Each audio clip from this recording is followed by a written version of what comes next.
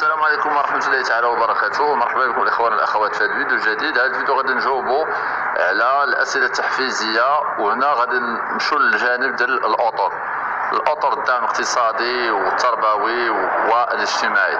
كيفاش خاصنا نجاوبوا على دوك الأسئلة الأربعة؟ فالسؤال الأول غادي نديروا فيه مثلا، هذا غير مثال، غادي نديروا فيه مثلا دير عارضة معرفة أساليب التعامل في مجال الإدارة وخاصة المتعلقة بالرقمنة. نزيد عارضة ثانية دير كيفية إدخال البيانات على الحاسوب في البرامج التالية: الأكسل والوورد والباوربوينت. زيد عارضة أخرى دير القدرة على الإقناع وتسيير الأمور الإدارية أو التربوية أو إلى غير ذلك والمكتبية بالمواصفات المطلوبة.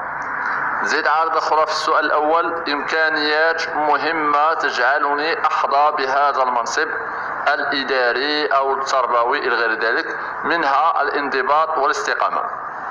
هذا الجواب ديال السؤال الأول. نمشيو للجواب السؤال الثاني. الجواب ديالو كيفاش، على شنو هي الرغبة أو كيفاش حتى اختاريت المهنة. فغدير رغبتي في دخول هذا المجال نابع من كوني مهتم وملم به باعتباره منصب تحده المسؤولية هذه الأخيرة، أي المسؤولية تكليف وتشريف في نفس الوقت. وأيضا رغبتي فيه وهدفي منه هو إصلاح ما يمكن إصلاحه وتطويره. نمشو للسؤال الثالث على الدوافع، والجواب ديالو كيكون على الشكل التالي. هذا غير مثال. مثلا غدير الاهتمام بالإدارة والمكتبية منذ أن كنت في مراحل الثانوية.